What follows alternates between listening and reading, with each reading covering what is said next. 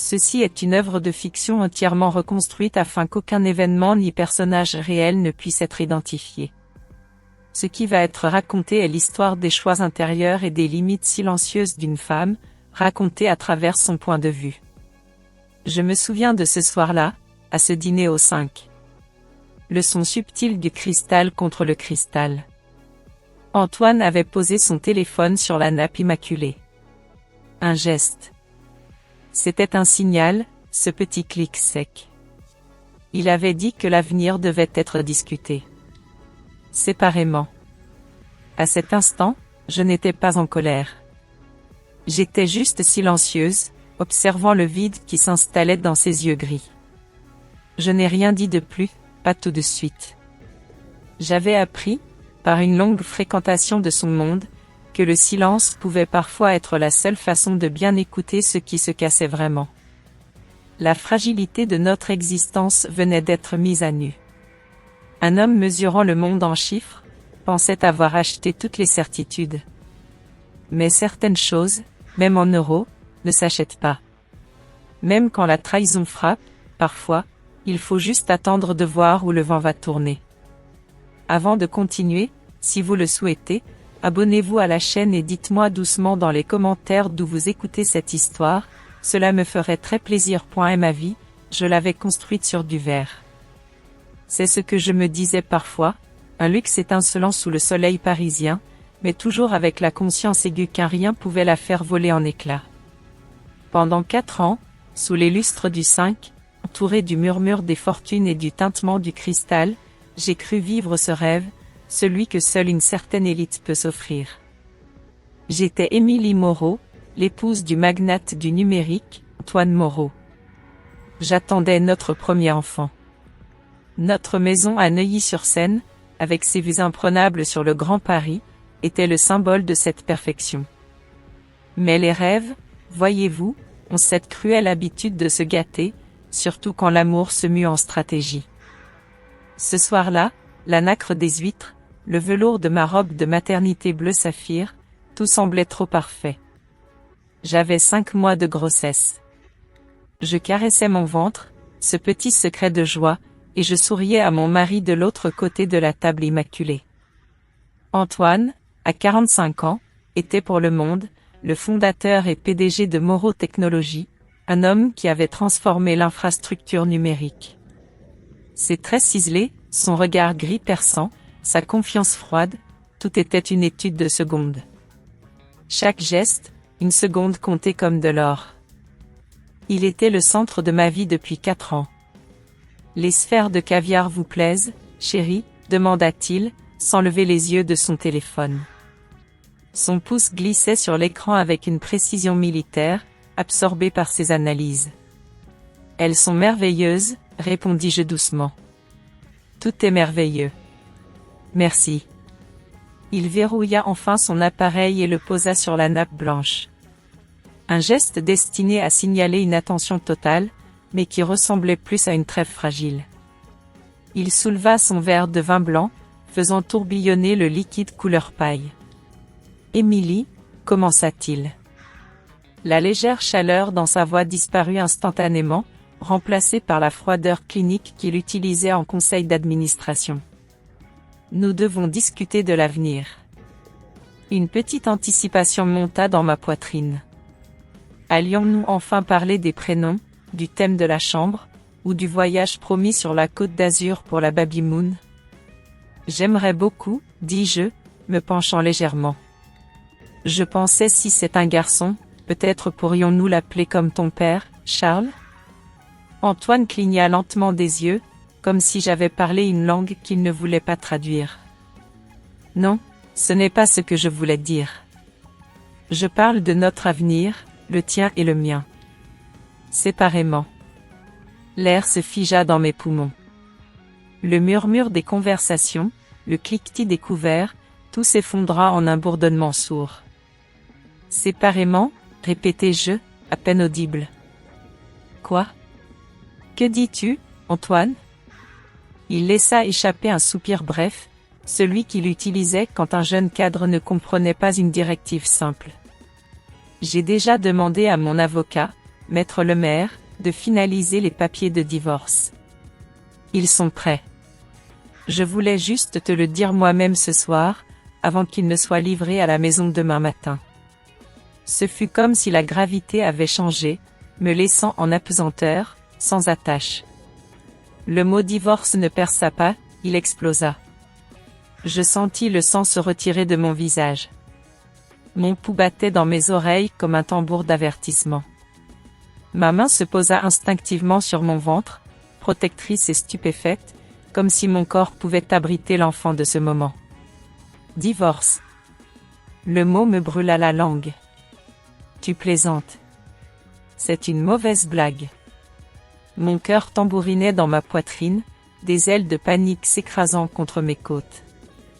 Je le fixais, cherchant la moindre trace de l'homme qui m'embrassait le ventre avant de dormir, qui me chuchotait des rêves sous des draps de lin frais, qui avait pleuré lors de notre première échographie. Mais je ne trouvais qu'un étranger, calme, composé, et froid.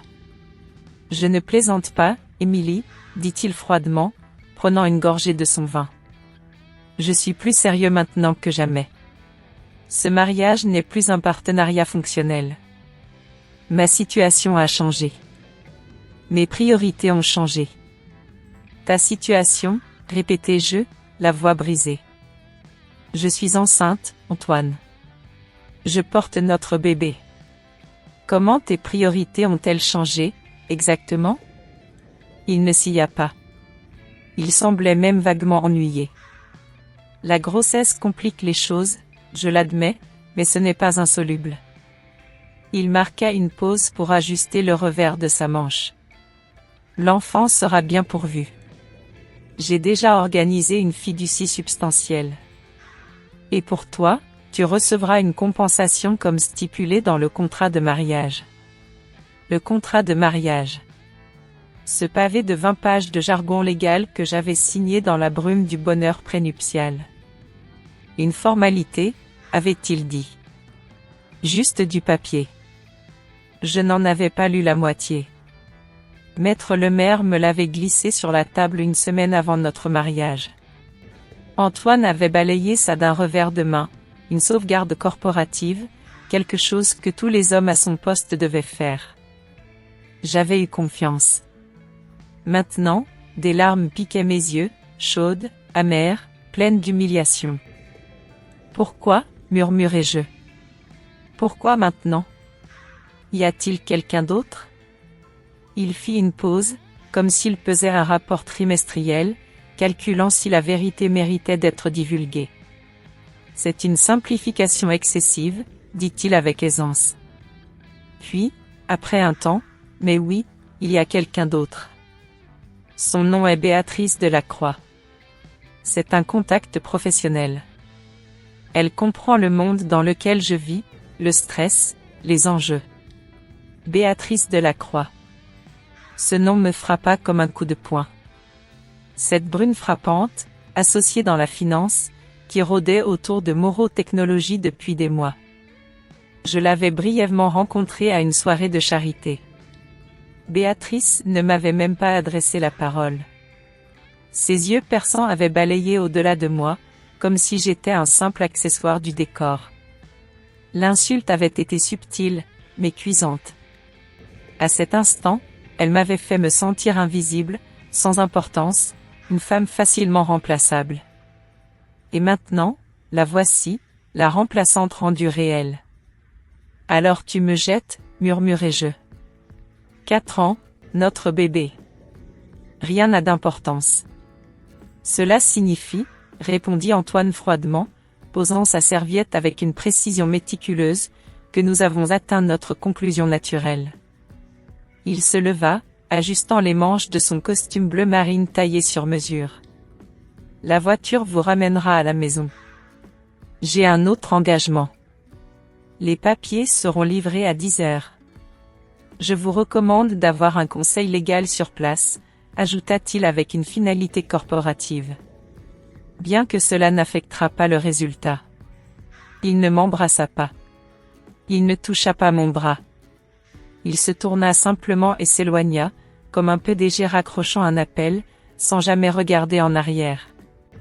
Je restais assise, figée, au milieu des restes d'un dîner qui avait coûté une fortune. Mon appétit avait disparu. Mon identité, fracturée. Je n'étais plus Émilie Moreau, épouse du titan de la technologie. J'étais une complication. Un contrat dissous. Un serveur s'approcha avec précaution. « Madame, allez-vous bien ?» Je ne pouvais répondre.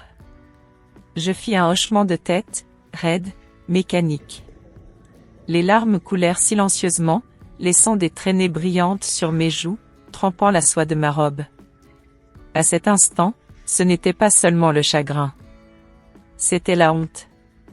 Honte d'avoir cru aux contes de fées, d'avoir bâti mon monde sur les promesses d'un autre homme. Mes doigts se crispèrent sous la table, non pas de rage, mais d'une réalisation stupéfaite que mes 4 dernières années venaient d'être démantelées en quelques minutes. Le trajet jusqu'à notre vaste propriété de Neuilly-sur-Seine se fit dans un brouillard de phares et de sanglots étouffés. La maison, autrefois un monument à notre succès et nos rires, me semblait maintenant un mausolée.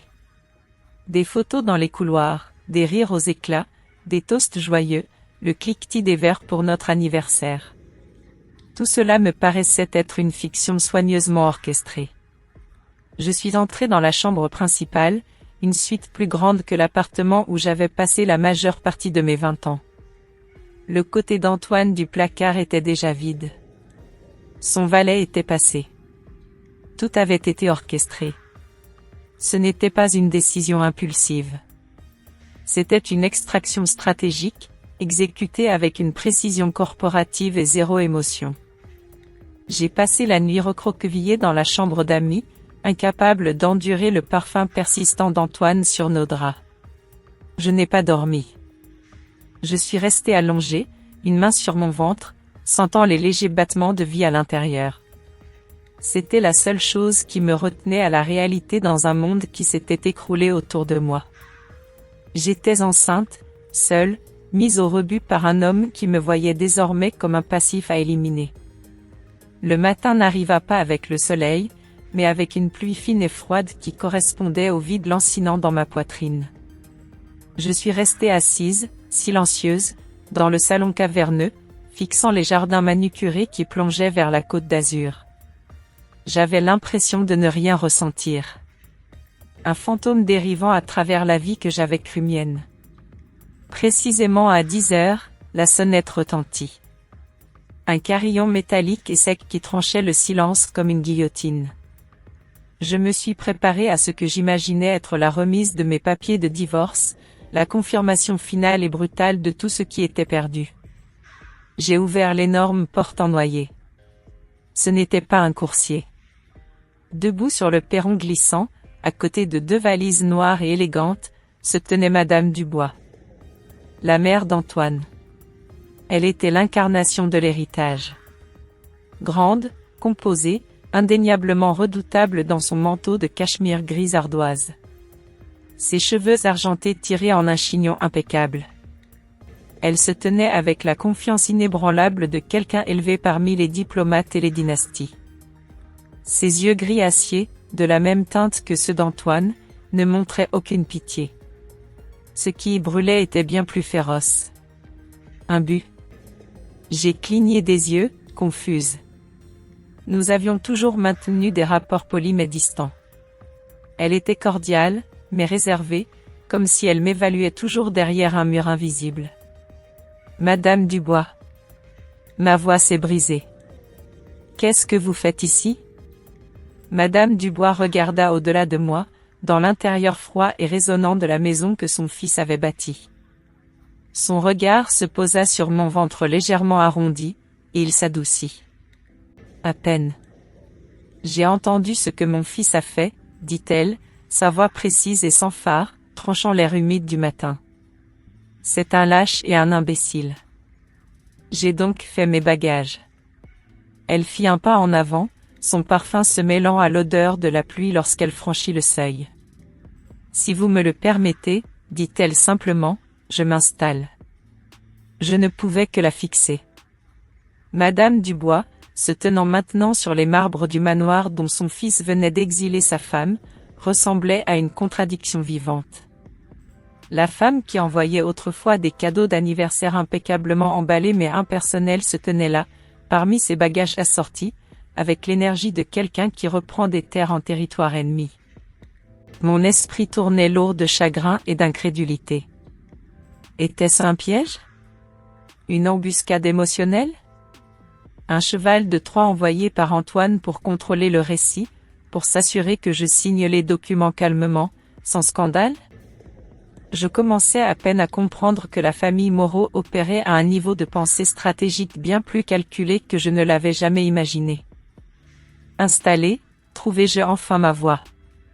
Madame Dubois, avec tout le respect que je vous dois, je ne comprends pas. Vous êtes sa mère. Et vous, répondit-elle vivement, son regard inébranlable, êtes la mère de mon petit enfant. Elle fit un autre pas, son manteau de cachemire semblant absorber toute la lumière froide. Ça, Émilie, c'est du sang. Une vérité biologique. Les licences de mariage, comme on vient de vous le rappeler douloureusement, ne sont que des contrats.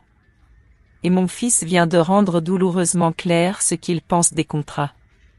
Elle pénétra plus profondément dans la maison, ses yeux balayant l'espace caverneux qui avait toujours ressemblé davantage à une exposition de luxe qu'à un foyer.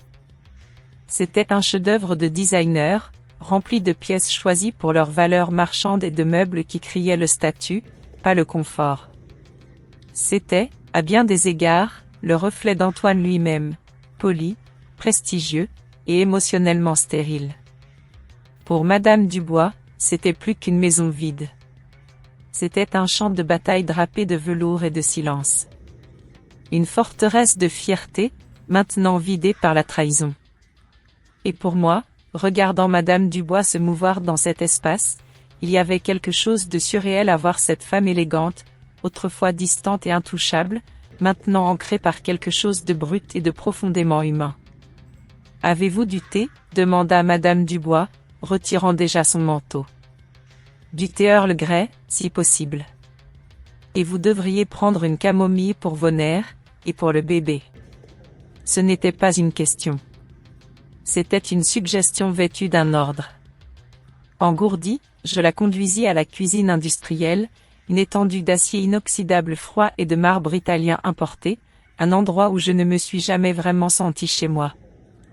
Mes mains tremblaient légèrement en remplissant la bouilloire. Madame Dubois jeta un regard critique autour d'elle. « Cette cuisine est ridicule, » murmura-t-elle, effleurant un comptoir immaculé conçu pour les traiteurs, pas pour les humains.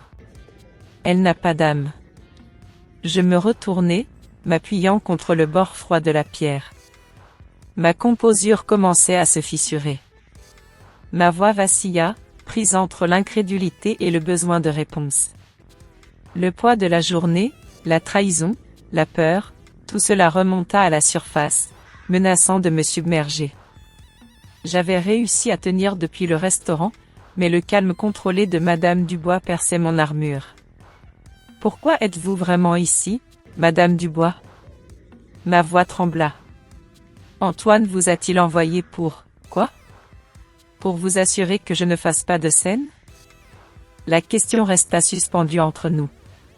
L'expression composée de Madame Dubois se modifia enfin. Pour la première fois, j'aperçus quelque chose sous la glace. Une tristesse, réelle et profonde, vacilla dans ses yeux. « Antoine ne m'a pas envoyé, » dit-elle doucement. Sa voix perdit une partie de son mordant formel, remplacée par quelque chose de presque tendre. En fait, s'il savait que je suis là, il serait furieux. Et j'imagine qu'il le saura bien assez tôt. Je l'ai appelé ce matin, ajouta-t-elle calmement alors que je lui tendais une tasse fumante. J'ai tout appris d'une amie au conseil de la Fondation Moreau. La situation avec Béatrice Delacroix est apparemment de notoriété publique dans leur cercle. Elle prononça le nom avec un venin mesuré si froid qu'il ressemblait à une malédiction. Je lui ai dit, continua-t-elle, s'installant dans la conversation comme une lame dans son fourreau, que s'il donnait suite à cette cruauté, il ne mettrait pas seulement fin à son mariage. Il mettrait fin à sa relation avec sa mère. Je restai figé, le sifflement de la bouilloire résonnant encore dans mes oreilles. Il a douté de moi, dit Madame Dubois avec un sourire amer. Il m'a dit que j'étais mélodramatique. Alors, je suis venue. La maison sombra dans un silence tendu et lourd tandis qu'Émilie versait l'eau chaude dans 2 tasses en céramique blanche. Mes mains étaient plus stables maintenant, mais mon esprit s'emballait. Je remis une tasse à Madame Dubois, qui se dirigea gracieusement vers le salon adjacent et s'assit sur un canapé sculptural mais inconfortable. Avec une posture parfaite, elle tapota le coussin à côté d'elle. J'hésitai, puis m'assis lentement, la vapeur de ma tisane de camomille s'enroulant entre nous comme un fil fragile. C'est ici que ma petite histoire personnelle, ma petite tragédie de femme trompée, commença à se connecter à quelque chose de beaucoup plus ancien, de beaucoup plus structuré. Et je savais, en voyant la détermination dans les yeux de ma belle-mère, que je n'étais plus seule. Le lendemain, après un petit déjeuner en silence où Madame Dubois avait préparé un café corsé et des tartines de confiture maison, un geste d'une intimité surprenante, nous avons quitté Neuilly. Ce n'était pas un convoi de luxe, juste une voiture discrète. Maître Valois n'avait pas son bureau dans un gratte-ciel prévisible du quartier d'affaires. Non, son cabinet occupait le dernier étage d'un immeuble en fonte restauré dans le Marais, un quartier plus connu pour ses galeries d'art que pour le droit des affaires pointues. C'était une déclaration. L'ascenseur s'ouvrit sur une réception austère, qui ressemblait davantage à une installation d'art contemporain.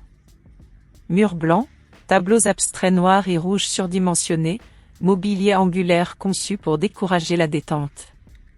Il n'y avait pas de musique douce, juste le faible bruit de la circulation en contrebas. Ce n'était pas un endroit qui vous accueillait. Il vous mettait au défi. Un jeune homme, vêtu de noir, la coupe de cheveux précise, nous accueillit. Madame Dubois, Madame Moreau. Maître Valois vous reçoit immédiatement. Il nous guida dans un bureau d'angle aux baies vitrées allant du sol au plafond.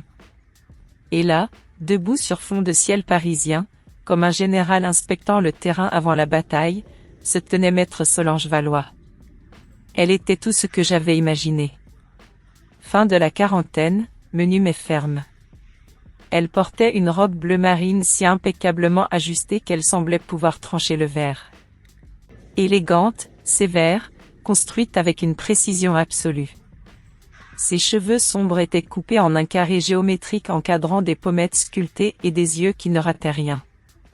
Elle ne sourit pas. Elle observa, son visage impénétrable, sa posture immobile et posée, projetant un commandement silencieux. Madame Dubois, dit Solange, sa voix basse et cinglante. Cela fait un moment. Je suis désolée que nous nous rencontrions dans ces circonstances. Elle désigna les 2 chaises en face de son vaste bureau de verre. Je vous en prie. Alors que nous nous asseyions, son attention se fixa sur moi. Ce n'était pas méchant, mais c'était acéré, analytique, comme un scan à la recherche de faiblesses structurelles. Madame Moreau, commença-t-elle formellement. Madame Dubois m'a donné un aperçu général. Votre époux, Antoine Moreau, vous a présenté une dissolution de mariage proposée. Vous êtes enceinte de 5 mois de son enfant. J'imagine qu'il vous offre le minimum prévu par votre contrat de mariage. Assise là, petite, vulnérable, incertaine dans cette forteresse minimaliste, je n'ai pu que hocher la tête. Il avait appelé cela « généreux ».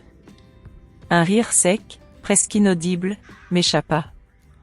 Les hommes comme Antoine Moreau le font toujours, dit Maître Valois. Ils croient que les miettes qu'ils jettent de leur table sont un banquet pour le reste d'entre nous. Puis-je ? Elle tendit la main. Madame Dubois glissa le dossier relié de cuir, l'énorme document de Maître Lemaire, sur la surface brillante du bureau. Ce qui suivit fut un quart d'heure de silence, seulement interrompu par le léger bruissement des pages tournées. Solange lisait avec une attention chirurgicale, chaque clause, chaque note de bas de page. Parfois, elle notait quelque chose sur son bloc-notes argenté, son écriture aussi acérée que son ton. Je restai immobile, mon estomac se serrant à chaque seconde qui passait. J'étudiais son visage, espérant un éclair de réaction, un signe que tout n'était pas perdu. Mais son expression restait gravée dans la pierre. Finalement, elle referma le dossier avec un claquement sec, croisa les mains dessus, et me regarda droit dans les yeux. « Ceci, dit-elle, tapotant la couverture une fois, est un chef-d'œuvre. Une pièce parfaitement exécutée de sabotage légal, conçue pour vous laisser avec absolument rien. » Les mots me frappèrent comme une gifle.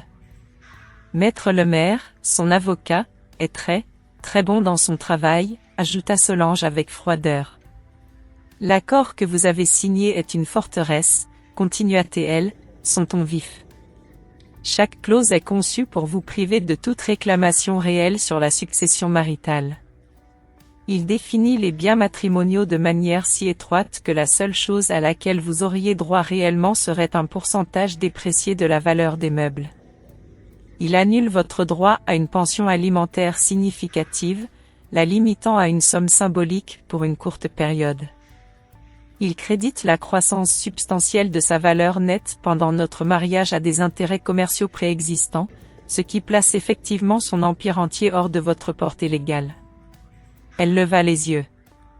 Comme votre mari vous l'a probablement dit, c'est blindé. Madame Dubois se pencha en avant sur sa chaise. Mais les yeux de Maître Valois brillaient, une lueur d'anticipation dansant sous son expression calme. Mais même les forteresses ont des failles, et les chefs d'œuvre, ils peuvent être imparfaits. Elle leva un doigt. Premièrement, l'induction frauduleuse. Elle se tourna vers Madame Dubois. Quand vous avez signé votre contrat avec Charles Moreau, on vous a dit qu'il était non négociable. Qu'on vous donnait peu de temps, sans marge de manœuvre pour un examen externe? Oui, répondit Madame Dubois immédiatement. C'était présenté comme une formalité. Une semaine avant le mariage. Remettre en question cela, c'était remettre en question son amour. Solange se tourna vers moi. Et vous? Je me remémorai, mon esprit courant à travers les souvenirs de ces fiançailles béatement aveugles. La même chose, murmurai-je. Antoine a dit que c'était une exigence de son conseil d'administration. Son avocat, Maître Lemaire, il était charismatique. Il a dit que c'était juste pour protéger l'entreprise. J'ajoutai, j'avais un avocat. Mais c'était un ami de mon père. Il travaillait dans le droit immobilier. Totalement dépassé. Il m'a conseillé de signer. Bien sûr qu'il l'a fait, marmonna Solange, exhalant brusquement. Nous argumenterons que vous avez été mise sous pression, que vous manquiez de temps adéquat, que vous manquiez de conseils indépendants qualifiés, que les termes étaient si grossièrement inéquitables qu'ils en étaient inacceptables moralement. C'est un argument difficile, admit elle, mais c'est perturbateur. Cela déséquilibre l'opposition. Elle leva un deuxième doigt. Deuxièmement, et point de faiblesse le plus critique, la divulgation financière complète et franche. Un contrat de mariage n'a de valeur que si les deux parties divulguent entièrement leur situation financière au moment de la signature. Et dans une procédure de divorce, la divulgation complète est requise, encore une fois, aujourd'hui. Elle se pencha légèrement.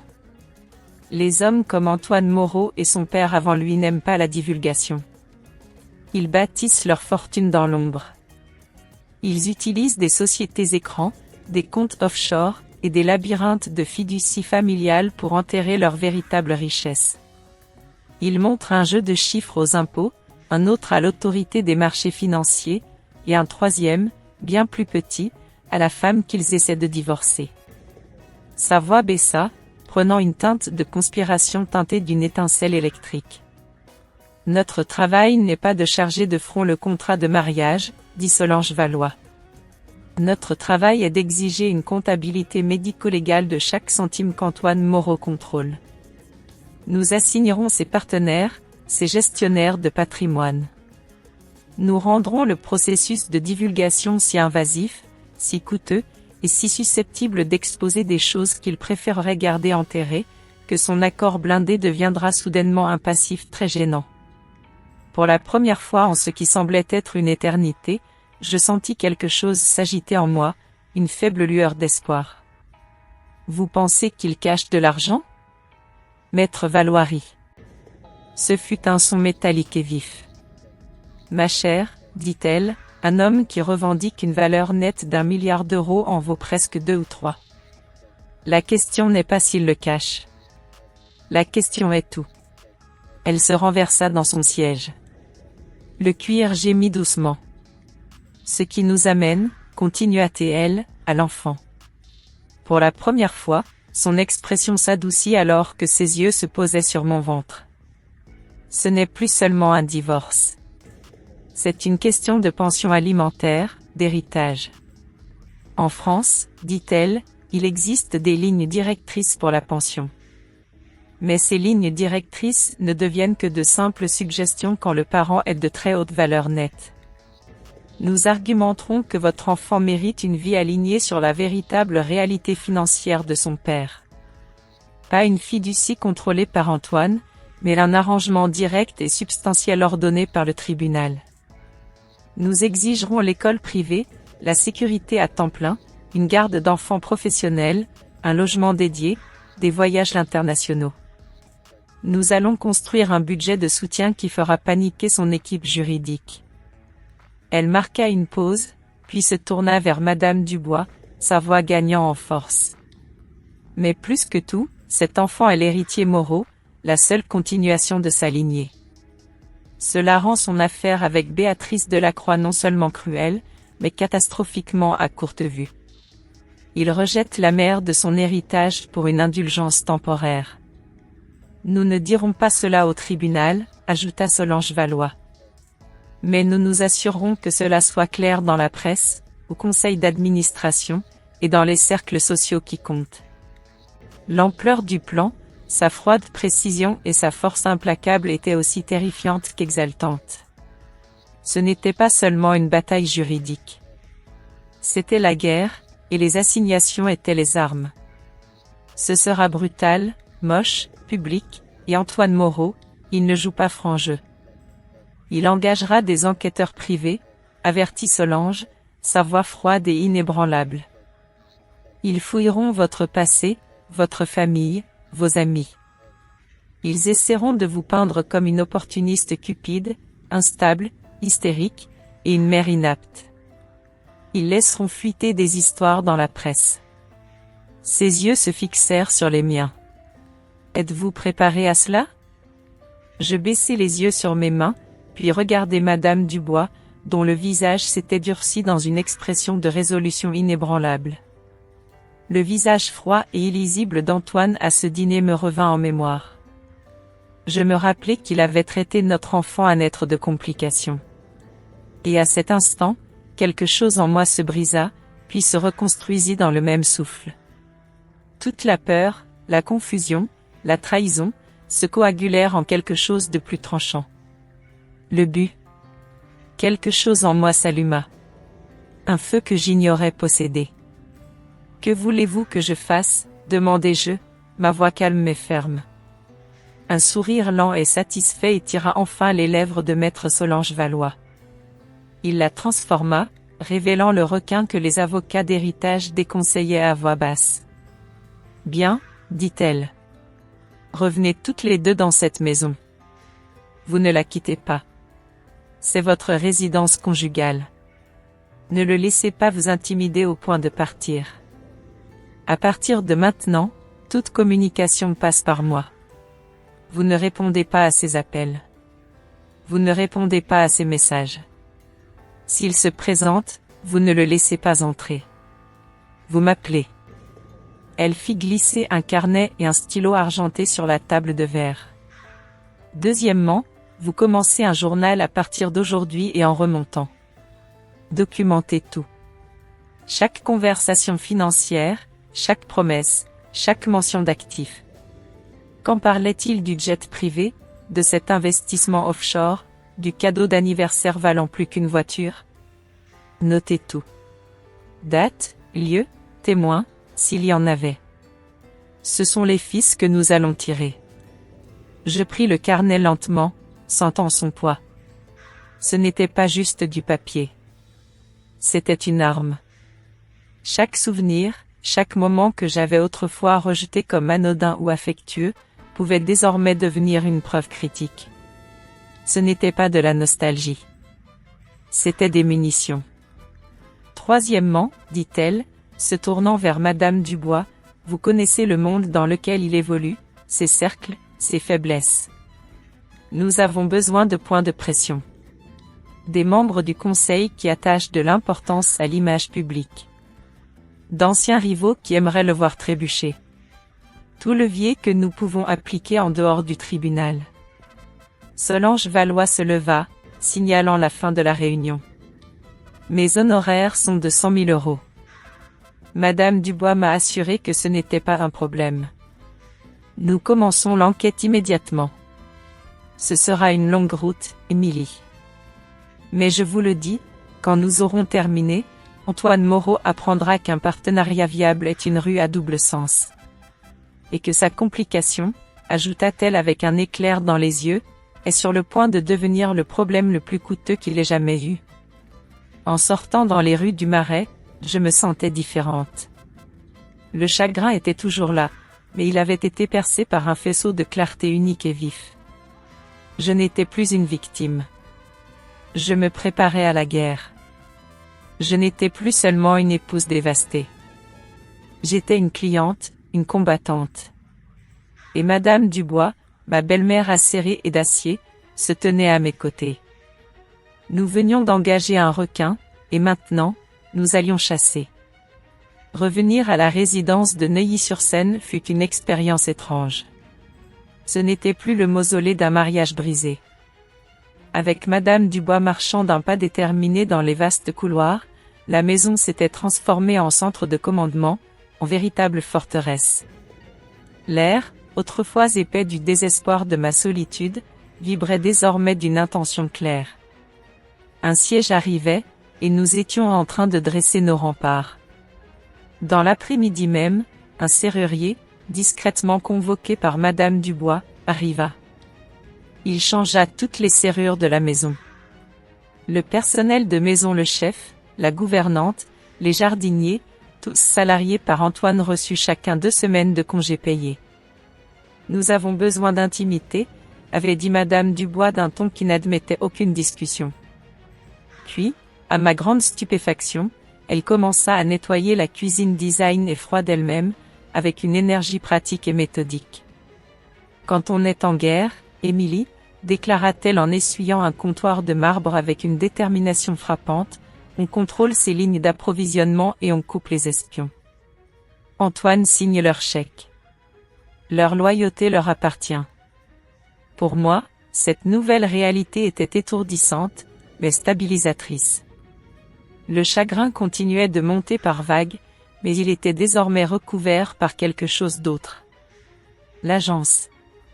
Suivant les instructions de Maître Valois, j'ai récupéré un carnet relié de cuir, initialement acheté pour la planification du mariage, et je l'ai transformé en mon journal de guerre. Je me suis assise dans le salon de musique, la pluie régulière striant les fenêtres, et j'ai commencé à écrire. Au début, mon esprit était engourdi, un flou de perte. Puis, quelque chose de petit a refait surface. Le 26 décembre, à Courchevel. Nous étions au chalet d'Antoine. Il était assis près du feu, en pleine conversation téléphonique. Je lui avais apporté un verre de chartreuse. Il avait raccroché en riant, presque joyeusement. Il m'avait embrassé et avait dit, l'accord avec le groupe de Dubaï est finalisé. J'ai dû payer une somme considérable à notre consultant, mais ça valait le coup. J'avais demandé qui était ce consultant. Il avait souri, juste une petite boîte postale très utile aux îles Caïmans. À l'époque, cela m'avait semblé anodin, une de ces blagues de financier. Maintenant, cela sonnait comme un signal d'alarme. Je l'ai noté, mon écriture tremblante mais lisible. Un autre souvenir a suivi. 2 ans plus tôt, une vente aux enchères caritative lors du Salon de l'Agriculture à Paris. Antoine essayait d'obtenir un permis spécial pour un nouveau centre de données. Le ministre de l'Agriculture faisait le discours. Antoine avait surenchéri sur tout le monde pour acquérir une sculpture kitsch de bronze, un peu obscène, pour 300 000 €. Dans la voiture pour rentrer, j'avais plaisanté. C'est beaucoup pour quelque chose d'aussi audacieux. Il avait ri. Je n'ai pas acheté une sculpture, Émilie. J'ai acheté une faveur. Le ministère appréciera beaucoup ce don à une œuvre de bienfaisance locale. J'ai continué à écrire. Chaque souvenir était un fil lâche défaisant la tapisserie lustrée de notre vie. Il y avait cette remarque anodine sur 3 jeux de livres, un pour moi, un pour mes associés, et un pour les impôts, avait-il plaisanté. Et cette fois où il s'était vanté que sa véritable valeur nette était un nombre imaginaire, parce que tant de choses étaient enfouies dans des œuvres d'art non traçables et des holdings offshore superposés, intentionnellement conçus pour disparaître sur papier. Chaque récollection était une petite pierre à serrer, et je les empilais, ajoutant du poids de mon côté de la balance. Pendant que j'exhumais le passé, Madame Dubois ancrait le présent. Elle était assise avec une élégance parfaite dans le salon formel, son téléphone pressé contre son oreille.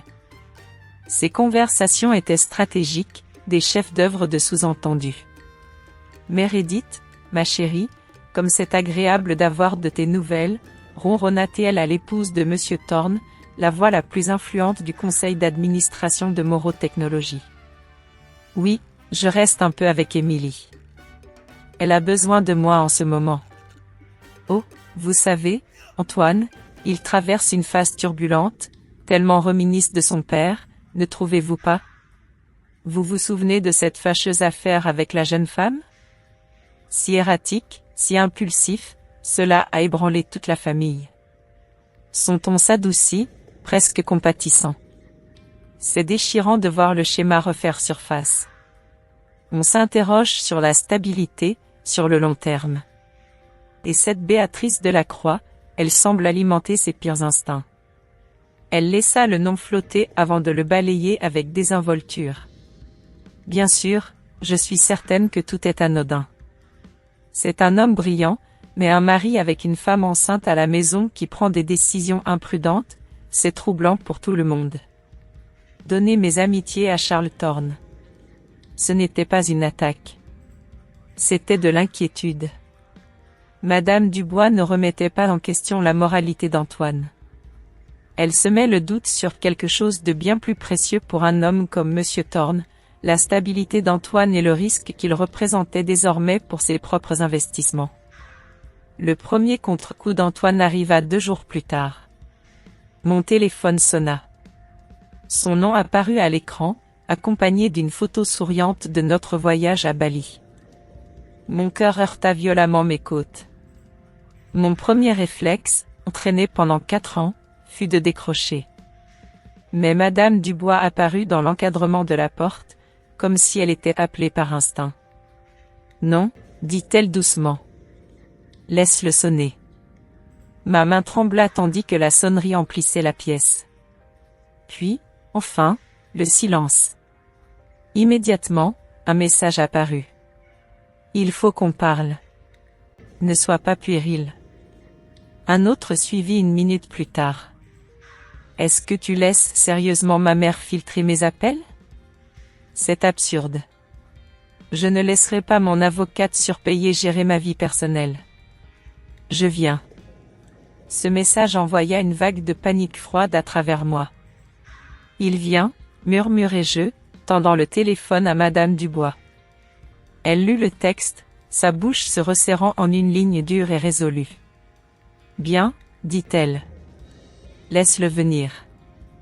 1 heure plus tard, le corps d'obsidienne de la McLaren d'Antoine glissa dans l'allée de gravier.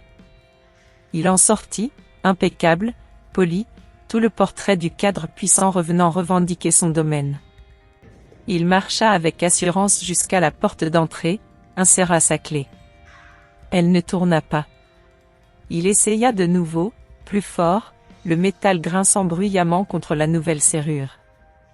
Son expression vacilla, confusion puis incrédulité. Il frappa à la sonnette. Un long bourdonnement impatient résonna dans la maison.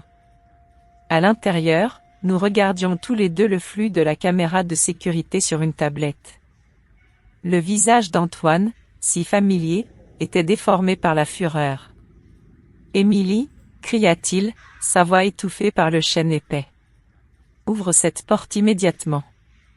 C'est ma maison. » Madame Dubois appuya sur le bouton de l'interphone. Sa voix retentit, claire, froide, composée. « Tu n'es plus le bienvenu ici, Antoine. C'est la résidence conjugale d'Émilie. » Sur l'écran, Antoine recula, comme s'il avait reçu un choc. « Maman » cria-t-il, incrédule. « Qu'est-ce que tu fais ?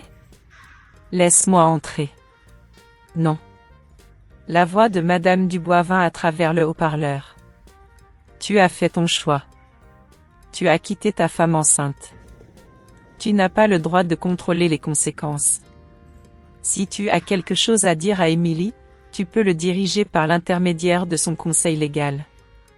Maintenant, je te prie de partir avant d'être filmé en train d'entrer sans y être invité. » Antoine laissa échapper un rire bref, amer et sauvage. « Mon avocat, » cracha-t-il.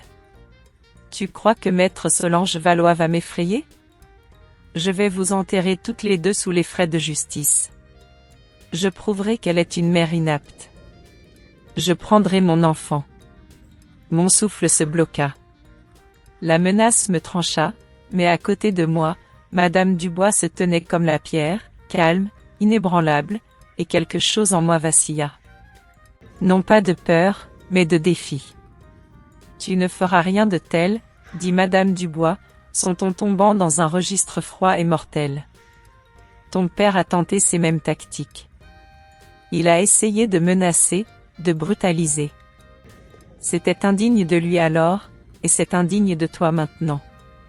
Tu agis comme un animal acculé, pas comme le titan de l'industrie que tu prétends être. Pars. » Et en regardant le spectacle se dérouler, quelque chose se déplaça en moi. Une impulsion de courage monta dans ma poitrine.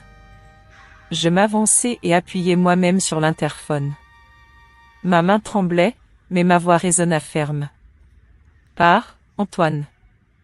Parle à mon avocate. » Sur l'écran, son visage se transforma, stupéfait. C'était une chose d'être défié par sa mère, qu'il considérait comme une relique sentimentale d'une ère révolue. Mais Émilie, qu'il avait cataloguée comme docile, jetable. Ses yeux bleus brûlèrent l'objectif, glacé, choqué, furieux. Puis, sans un mot, il se retourna brusquement, retourna à sa voiture, et rugit dans l'allée, projetant des graviers dans son sillage. Je laissai échapper un souffle que je ne savais pas retenir. Mes genoux vacillèrent légèrement. La main de Madame Dubois fut instantanément sur mon épaule. Stable. Forte. La première charge a été repoussée, dit-elle doucement. Bien joué. Le lendemain de la confrontation à la porte, le véritable contre-choc ne frappa pas à notre seuil. Il frappa au cœur du monde d'Antoine. Dans son bureau vitré et épuré, au-dessus des toits de Paris, Antoine se déchaînait auprès de son avocat. « Elle refuse de me parler », tempêtait-il en faisant les 100 pas devant les baies vitrées. Ils ont changé les serrures. Ma mère est là-dedans, elle complote avec elle.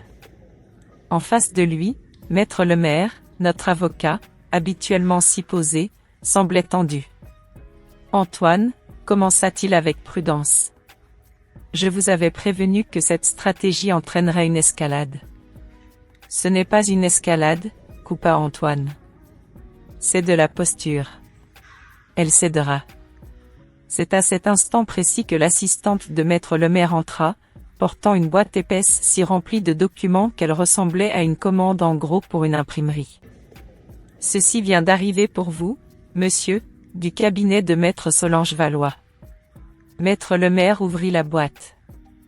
Alors qu'il feuilletait la première pile de documents, son assurance s'évanouit.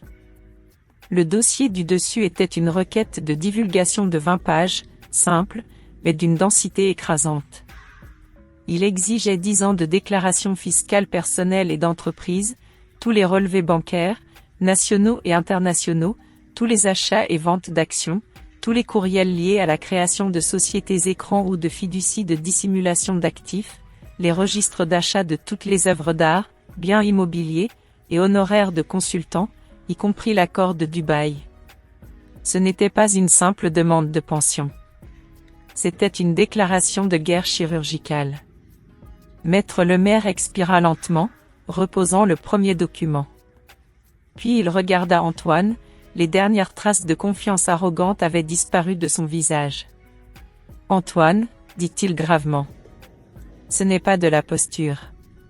Elle n'essaie pas de négocier une meilleure séparation. » Il brandit la motion épaisse avec une expression sombre.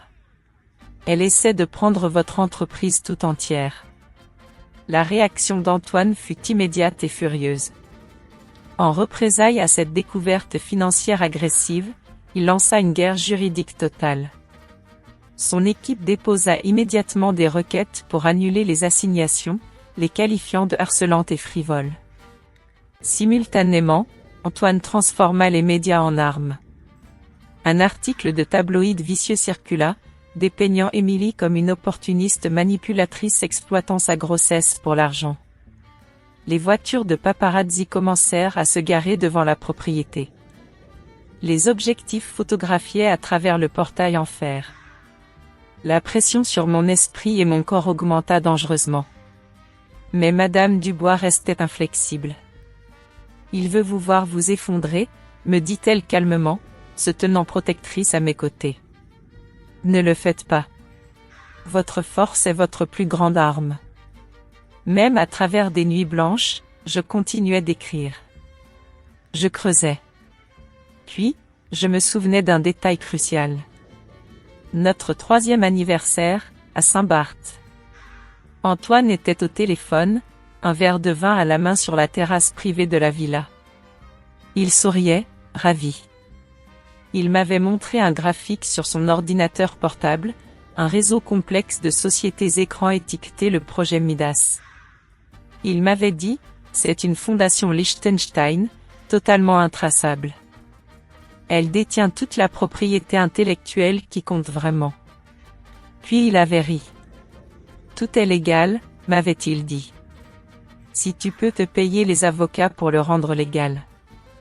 Ce souvenir me donna la chair de poule. Lorsque je partageais ce moment avec Madame Dubois, ma belle-mère prit immédiatement le téléphone. En quelques minutes, Maître Valois était en ligne sécurisée. Le projet Midas, répéta-t-elle vivement. Sa voix était électrique. Liechtenstein signifie secret. C'est un code pour le bouclier d'actifs, l'évasion fiscale, potentiellement la fraude. Si nous prouvons cela, nous ne parlons plus seulement de cours de divorce. Cela pourrait escalader jusqu'au tribunal fédéral. Je fis une pause, troublé par l'implication. La prison ? Murmurai-je. Il a bâti ce piège, me rappela doucement Madame Dubois. Ce n'est pas toi qui l'as fait. Précisément, dit Solange Valois avec netteté. C'est un levier. S'il résiste à la divulgation, nous demanderons le mépris. S'il se conforme, nous exposerons la fraude. Dans les deux cas, son conseil d'administration va paniquer. Il tenait maintenant quelque chose de bien plus gros que les simples termes de la séparation. Moins de 24 heures plus tard, Maître Valois déposa une motion juridique chirurgicale. Son objectif, le projet Midas. Le dépôt accusait Antoine Moreau d'utiliser une fondation cachée pour mettre à l'abri la propriété intellectuelle de Moreau Technologies, un acte suggérant une faute professionnelle au mieux, une intention criminelle au pire. Antoine fixa la motion, les jointures blanches. Comment pouvait-il savoir, demanda-t-il, la voix brisée. Le visage de Lemaire était livide. Je ne sais pas, répondit-il. Mais ils le savent. Ce n'est pas de la posture. Si le juge accorde cela, et ils vont probablement le faire, nous devons soit divulguer la structure et tout exposer, soit risquer le mépris du tribunal. Arrête ça, aboya Antoine. Fais appel. Délai. Fais quelque chose. Fais quelque chose. Maître le maire secoua la tête, un geste de défaite totale. C'est trop tard. Solange Valois vous a parfaitement pris au piège. Ce n'est plus seulement du droit de la famille. C'est une exposition criminelle potentielle. De l'autre côté de la ville, Madame Dubois réalisa son coup de maître final. Lors d'un déjeuner privé avec Monsieur Thorne, président du conseil d'administration de Moreau Technologies, elle exprima de délicates mais graves préoccupations concernant le comportement instable d'Antoine. Elle mentionna le projet Midas en passant, subtilement mais intentionnellement. Ce soir-là, Monsieur Thorne convoqua une réunion d'urgence du conseil. Il confronta Antoine directement avec la motion de Maître Valois. « Tu pensais pouvoir nous cacher des actifs ?» dit-il froidement. « Le projet Midas met tout en danger. » Le conseil agit avec rapidité. Antoine fut dépouillé de son pouvoir exécutif. Un audit médico-légal fut lancé. Son empire s'écroula, et sa vie personnelle aussi. Béatrice Delacroix, la femme pour qui il avait tout risqué, fut rapide à disparaître, le qualifiant de passif toxique dans la presse. Brisé et seul, Antoine Moreau comprit enfin la vérité. Il n'y avait plus qu'une seule voie. La reddition. Le lendemain matin, je reçus un appel de son assistante. « Monsieur Moreau demande une rencontre », dit la jeune femme nerveusement. À la convenance de Madame Moreau. Madame Dubois me regarda, mon ventre désormais visiblement rond, mon visage composé. « Dites à Monsieur Moreau, dit-elle d'une voix égale, que je le recevrai ici, midi demain. » Antoine arriva à l'heure. Je l'attendais dans le salon baigné de soleil. J'étais sereine, inébranlable. Madame Dubois se tenait près de la cheminée, silencieuse, résolue. Antoine paraissait plus petit, son costume flottant un peu, son expression vide. « Je suis désolé, dit-il faiblement. Je le coupai. « Vous êtes désolé d'avoir été pris, répondis-je. Voici les termes de Maître Valois. Il les lut. La propriété de Neuilly-sur-Seine attribuée intégralement à Émilie. Une somme de 200 millions d'euros placée dans une fiducie contrôlée uniquement par moi et Maître Valois pour l'avenir de notre enfant. Garde légale et physique complète pour moi. Visite surveillée uniquement, et seulement après 1 an de thérapie certifiée. Rétractation publique. Les détails du projet Midas resteraient scellés, en échange de sa coopération. Mon enfant. Antoine commença, la voix brisée. Vous avez appelé notre bébé une complication, répondis-je froidement. Cet accord garantit que vous ne nous blesserez plus jamais. Signez, ou vous perdrez tout. Antoine hocha la tête, vaincu. Vous l'aurez signé aujourd'hui. Lorsqu'il repartit, Émilie laissa échapper un long souffle. La guerre était finie. J'avais gagné. Pas seulement au tribunal, mais en récupérant mon propre pouvoir. L'homme qui partait n'était plus le magnate confiant qui m'avait mise de côté. Cet homme avait disparu, remplacé par quelqu'un vidé par les conséquences. Je restais assise, une main sur mon ventre, le soleil réchauffant ma peau. Madame Dubois se tenait à mes côtés, sentinelle silencieuse.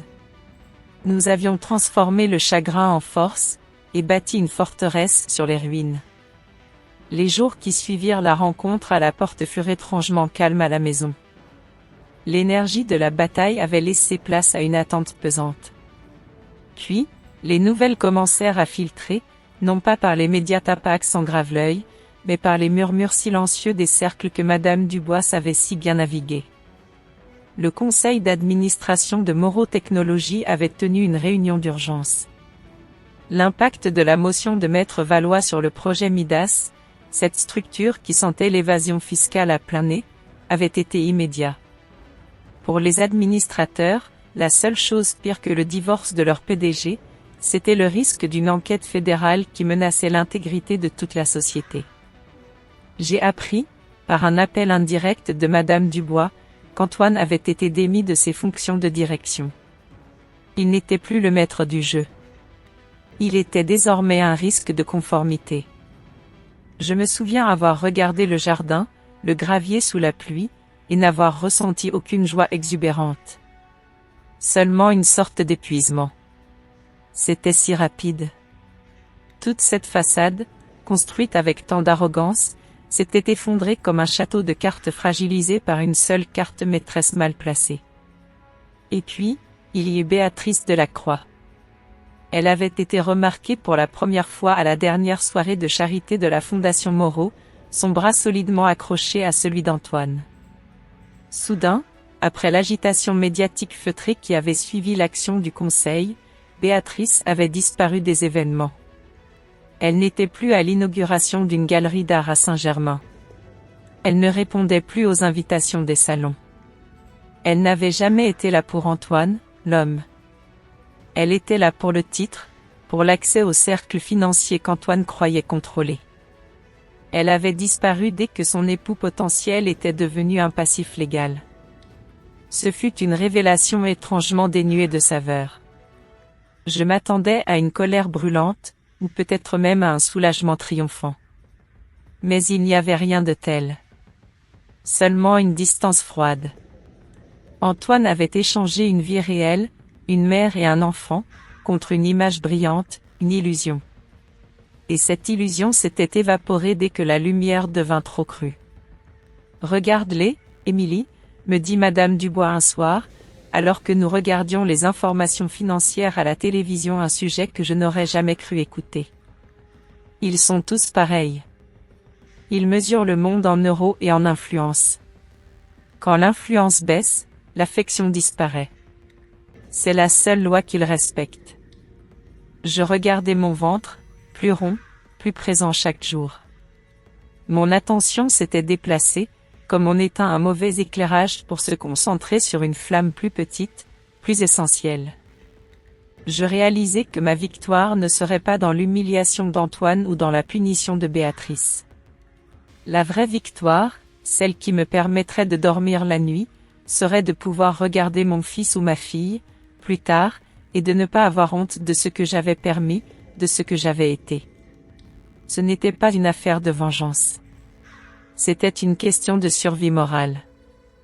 J'avais été naïve, c'est certain. J'avais cru à l'exception. Mais l'exception, dans ce milieu, était la règle. J'ai repris mon carnet, celui que Maître Valois m'avait conseillé de tenir. Je n'y écrivais plus seulement les promesses d'Antoine, mais aussi mes propres sensations. La légèreté de mon pas depuis que j'avais cessé de porter le poids de son image. La saveur plus riche d'un simple morceau de pain, car il n'était plus un simple accessoire à un dîner de plusieurs milliers d'euros. Chaque jour, je me sentais moins attaché à la maison de Neuilly, ce monument de verre froid, et plus attaché à la petite vie qui grandissait en moi. Ce n'était pas la perte de l'argent qui me touchait le moins, c'était la perte de l'illusion qu'Antoine était un homme de valeur. Madame Dubois, de son côté, continuait son travail de sape subtile. Elle rencontrait des connaissances de l'époque de son mari, des dames qui avaient aussi été mises de côté. Elle ne racontait pas l'histoire d'un divorce. Elle exprimait sa profonde inquiétude pour la santé mentale de son fils, l'homme brillant mais si facilement influençable par les femmes superficielles qui ne comprennent rien au vrai travail, et comment cette instabilité menaçait la succession que son père, Charles, avait si durement bâtie. L'effet était là. Les ponts se faisaient et se défaisaient dans le monde des affaires d'Antoine, non pas à cause de la loi, mais à cause de la stabilité et du jugement. Et c'est là que résidait la véritable menace pour un homme comme Antoine Moreau. Pas l'argent perdu, mais la réputation entachée auprès de ses pairs. C'était la leçon que Madame Dubois m'enseignait, jour après jour, à travers son propre silence et ses appels discrets. La valeur d'un homme dans ce milieu se mesure à la solidité de son entourage. Et Antoine venait d'être désavoué par son propre sang. La préparation était terminée. Le champ de bataille juridique était prêt, mais le terrain moral, celui que j'avais dû reconquérir en moi-même, était le plus important. Je me sentais étrangement calme, prête à faire face à ce face-à-face final, non pas comme une épouse en colère, mais comme une gestionnaire d'actifs défendant son propre patrimoine le plus précieux, ma dignité et l'avenir de mon enfant. Je n'avais plus peur de ce qu'Antoine allait faire. J'avais peur de ce que j'aurais pu devenir si je l'avais laissé gagner. C'était une distinction subtile, mais essentielle. Quelques jours après l'escalade légale, une forme de calme étrange s'était installée dans la maison. Nous avions passé ces jours à organiser l'épreuve, à trier les souvenirs douloureux qui devenaient désormais des pièces à conviction. Madame Dubois était une présence rassurante, moins une belle-mère qu'une stratège en retraite, veillant sur moi avec une vigilance silencieuse. Puis, un mardi après-midi, un appel arriva de l'assistante d'Antoine. Pas un message agressif, pas un ultimatum. Une requête polie. Monsieur Moreau demande une rencontre, avait dit la jeune femme, sa voix pleine d'une hésitation nouvelle. À la convenance de Madame Moreau. Madame Dubois leva les yeux de son livre. Il est temps, dit-elle simplement. Nous avions convenu que la rencontre aurait lieu dans le salon, la pièce la plus vaste, celle où les décisions importantes étaient traditionnellement prises sous le regard de nos ancêtres de verre et d'acier.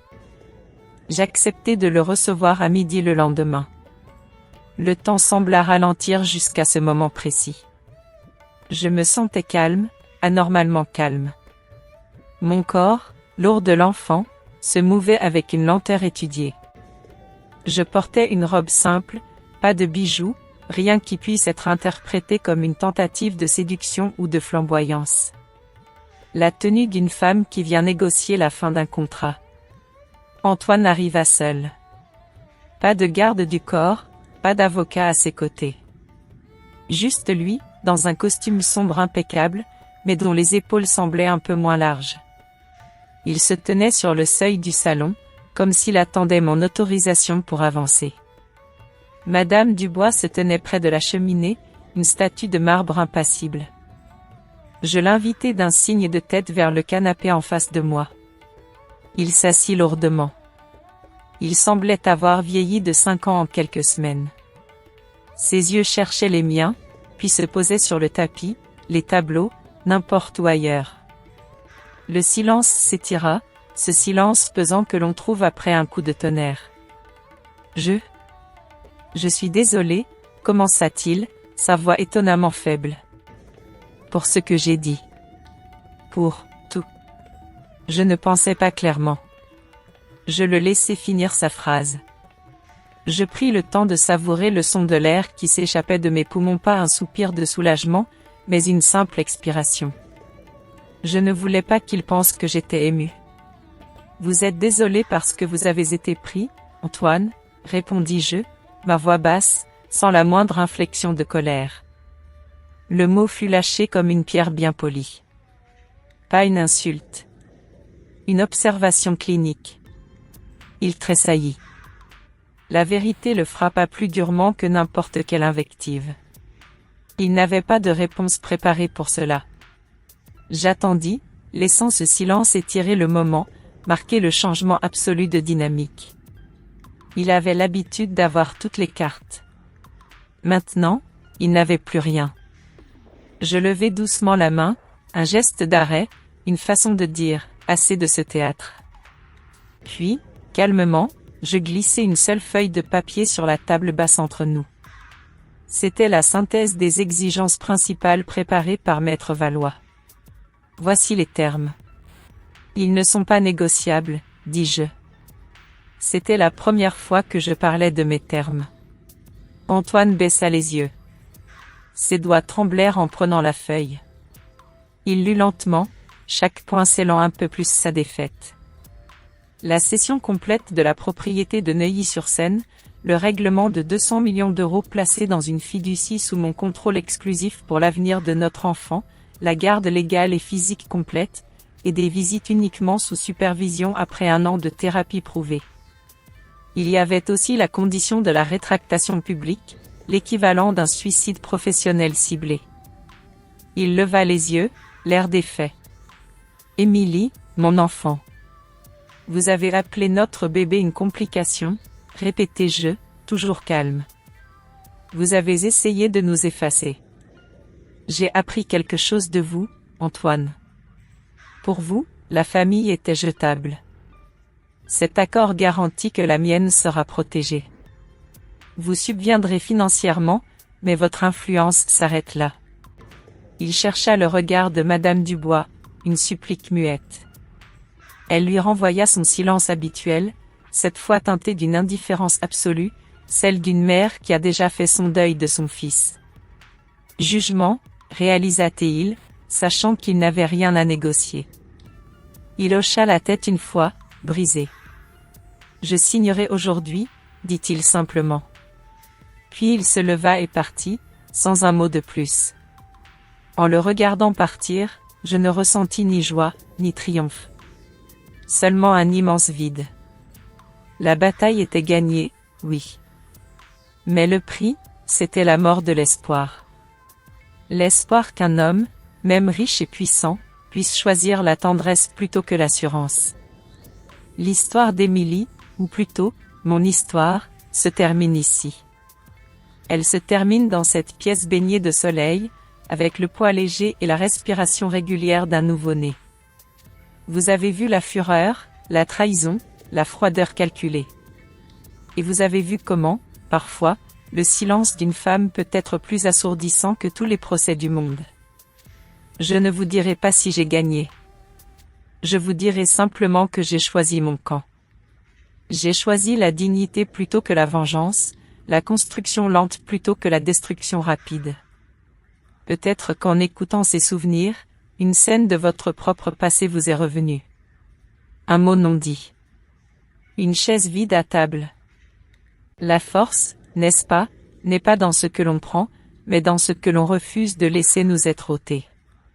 Si ce cheminement, cette façon de reconstruire une vie pierre par pierre, vous a touché, ne serait-ce qu'un peu. Je serais heureuse de le savoir. Un simple commentaire, peut-être. Quelque chose de doux, juste pour me dire que vous étiez là avec moi dans ce long voyage. Et si vous souhaitez continuer à partager ces réflexions, ces récits chuchotés, vous savez où nous trouver. Sous la bannière de la revanche silencieuse.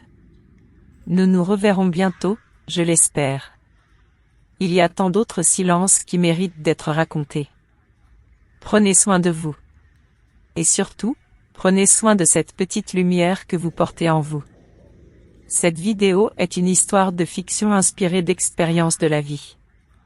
Elle n'a pas pour but de juger qui que ce soit, mais d'inviter calmement à réfléchir sur la manière de vivre et sur nos relations avec les autres.